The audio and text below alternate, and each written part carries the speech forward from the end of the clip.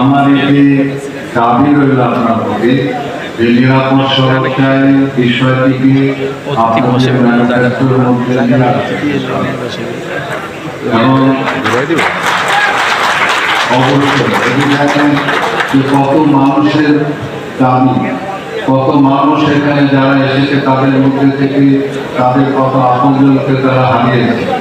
তো কাজে সেই বিষয়টিকে আমরা উপেক্ষা করছি সারা জীবন।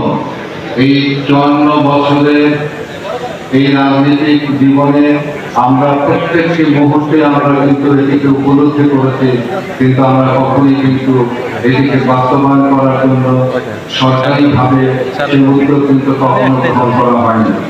আমি আশা করব যে আপনারা যারা নতুন দল যারা সৃষ্টি করেছেন তারা তাদের ম্যানিফেস্টোর মধ্যে এই নিরাপদ সড়কটায় এই বিষয়টিকে আপনারা আনবেন এবং সেটিকে বাস্তবায়ন করার জন্য আপনারা সচেষ্ট থাকবেন।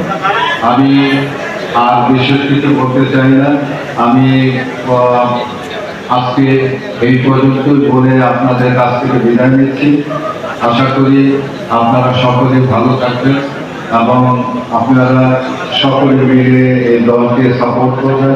আমার অন্তর থেকে সাপোর্ট রইল, আমার অন্তর থেকে আমার এই দলের প্রতি আমার ভালোবাসা রইল।